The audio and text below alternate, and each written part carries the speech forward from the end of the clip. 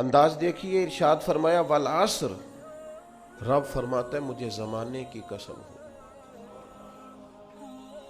اللہ کو بھی قسم اٹھانے کی ضرورت ہے، مالک کریم کو بھی کیا حاجت ہے کہ وہ قسم اٹھائے، لیکن تاکید کر کے بات ذہن میں اتارنے کے لیے۔ انسان کا مزاج ہوتا ہے نا، جس بات پہ قسم اٹھائی جائے اس کو انسان سمجھتا ہے زیادہ پکی ہے، تو طبع انسانی کے مطابق بات کی۔ فرمایا والعصر، زمانے کی قسم ہو۔ انسان کو پیدا کرنے والا رب قسم اٹھا کے انسان کی ایک بات کرتا ہے، والعصر، مجھے قسم ہو زمانے کی، ان الانسان لفی خسر۔ انسان کو پیدا کرنے والا رب فرماتا ہے بے شک انسان خسارے میں، گھاٹے میں، نقصان میں۔ لوگ اس کو کہہ رہے ہیں بڑا سیٹ ہے، لوگ کہہ رہے ہیں بڑا کامیاب، یہ بھی کہہ رہا ہے اللہ کا بڑا شکر ہے، لیکن پیدا کرنے والا رب، انسان کو بنانے والا، اس کو جاننے والا رب فرماتا ہے مجھے زمانے کی قسم ہو یہ نقصان میں ہے۔ اور خسارہ اس خسارے کو نہیں کہتے کہ لوگ کہتے ہیں میں نے کاروبار کیا تھا تو نفع نہیں ہوا، نقصان ہوا۔ خسارہ اس خسارے کو کہتے ہیں جو اصل مال بھی ضائع ہو جائے، راس المال بھی ضائع ہو جائے تو کہتے ہیں خسارہ ہوا ہے، یعنی اس کے پاس جو تھا اس میں بھی یہ خسارے میں کہ یا اللہ سارے خسارے میں ہے؟ فرمایا نہیں، الا الذین آمنوا، جن میں 4 صفتیں پائی جائیں وہ نہیں خسارے میں۔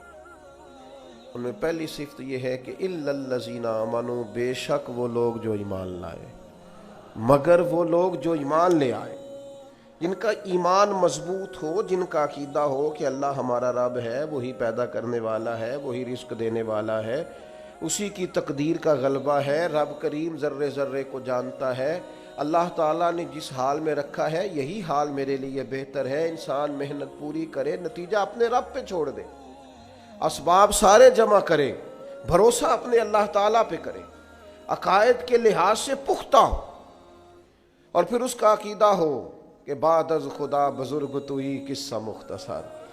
کائنات میں سب سے عرفہ والا، عظمتوں والے، شانوں والے، بلندیوں والے، رفتوں والے، کائنات کے امام، نبیوں کے امام، رسولوں کے امام، فرشتوں کے امام، محبوب مطلق اگر کوئی ہے تو جناب محمد الرسول اللہ ہے صلی اللہ تعالی علیہ وسلم۔ سب سے اولا ہو اعلیٰ ہمارا نبی، سب سے بالا ہو اعلیٰ ہمارا نبی، اپنے مولا کا پیارا ہمارا نبی، اور دونوں عالم کا دھولا ہمارا نبی۔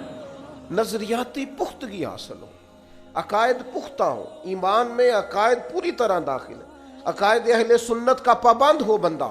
پھر ایک اور بنیادی عقیدہ ہے، اسی ضمن میں سارے عقائد آ جاتے ہیں، فرشتوں پر بھی ایمان ہو، اللہ کے تمام انبیاء پر ایمان ہو، اچھی بری تقدیر پر ایمان ہو، لیکن ایک بنیادی عقیدہ جس کو عقیدہ آخرت کہا جاتا ہے، اس پر انسان کا ایمان ہونا بڑا ہی ضروری ہے۔ اگر آخرت پر ایمان کمزور ہو جائے تو دنیا میں جتنے بھی عمل ہم کرتے ہیں یہ سارے کمزور ہو جائیں۔ یہ جو لوگ ڈپریشن میں، ٹینشن میں، انزائٹی میں چلے جاتے ہیں اور ایک بات بار بار کرتے ہیں کہ میرے ہی ساتھ ایسا کیوں ہوتا ہے، آخر بڑی ہی کوشش کے بعد میں ہی ناکام کیوں رہ گیا، تو انہیں بتایا جائے گا کہ کامیابی پتہ کیا ہے؟ لا یستوی اصحاب النار و اصحاب الجنہ، اصحاب الجنت هم الفائزون۔ جنتی اور جہنمی برابر نہیں ہے، کامیاب وہ ہیں جنہیں اللہ تعالیٰ نے اصحاب جنت بنایا ہے۔ جو جنتی ہیں وہ کامیاب ہیں، جس کو اپنی آخرت کے تعلق سے اللہ تعالیٰ نے فکر سلیم دی ہے، راہ ہدایت دی ہے، اعمال حسنہ پر استقامت دی، اور وہ سمجھتا ہے کہ میں محنت اپنی آخرت کو ٹھیک کرنے کے لیے کر رہا ہوں، جد و جہد میری اپنی قبر کے لیے، حشر کے لیے، آخرت کے لیے۔ آخرت پر جس بندے کی توجہ ہے وہ بندہ کامیاب ہے۔ اس لیے دنیا میں اگر دنیاوی طور پر کوئی ناکامی آ بھی جائے تو کوئی اتنی بڑی ناکامی نہیں ہے، اس لیے کہ اصل کامیابی آخرت کی کامیابی۔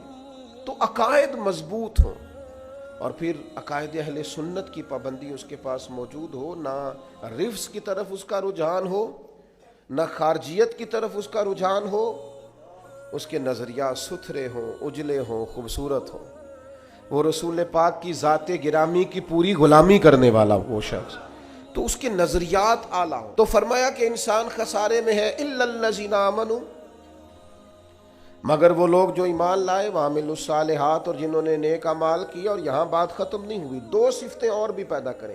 یہ دو باتیں ان کی اپنی ذات تک تھیں، آمنوا وعملوا الصالحات، یہ دو باتیں ان کے اپنے لیے تھیں۔ اب وہ سوسائٹی کو کیا دیں؟ دو کام معاشرے کے لیے بھی کریں، وتواصوا بالحق، حق بات کی نصیحت کریں وہ معاشرے میں، خیر کی بات کی نصیحت کریں، وائرل باتیں نہ کریں کہ آج کل یہ موضوع چل رہا ہے تو ذرا میں اس پر بولوں گا تو کچھ ویوز میرے بھی بڑھ جائیں گے، وائرل باتیں نہیں کریں۔ وتواصوا بالحق، وہ حق بات کی نصیحت کریں، کلمہ حق کہیں اور حکمت کے ساتھ کہیں، ادعو الی سبیل ربک بالحکمہ، دانائی کے ساتھ کہیں، لوگوں کو سمجھانے کی نیت سے کہیں، کلمہ حق ان کی زبان پر آئے۔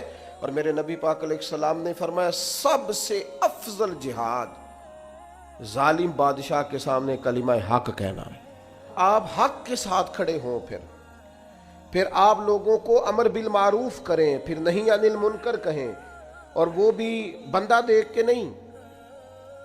اگر امیر آدمی غلطی کر رہا ہے تو پھر آپ خاموش ہیں، اور کسی غریب کو کرتے دیکھ لیا ہے تو آپ نے دینی حکمت کو بھی پیش نظر نہیں رکھا اور اسے رسوائی کر دیا، آپ نے اسے سخت ترین تکلیف سے گزار دیا ہے۔ حق بات کی نصیحت کریں، اور جو لوگ حق بات کہتے ہیں نا ان پر تکلیف بھی آتی ہے، تکلیف آتی ہی ہمیشہ حق کہنے والوں پر۔ تو چونکہ میدان لگایا ہے، اب حق میں نکلے ہو، اب تم نے سفر شروع کیا ہے تو بھئی پیروں پہ چھالے تو پڑیں گے، سفر کرو گے تو تھکاوٹ تو ہوگی، کوئی رستہ طے کرو گے تو گرد تو پڑے گی، اگر کسی سمت تیز دوڑو گے تو مخالف سمت سے ہوا تو تیز آئے گی۔ اب وہاں گھبرانا نہیں، کمزور نہیں پڑنا، تھکی باتیں نہیں کرنی۔ اب ایسا نہ ہو کہ تم نے معذرت خواہانہ رویہ اختیار کیا، وتواصوا بالحق وتواصوا بالصبر، وہ حق بات کی وصیت کرتے ہیں اور ایک دوسرے کو صبر کی تلقین کرتے ہیں۔ چار صفات پیدا کریں تو خسارے سے بچ سکتے ہیں۔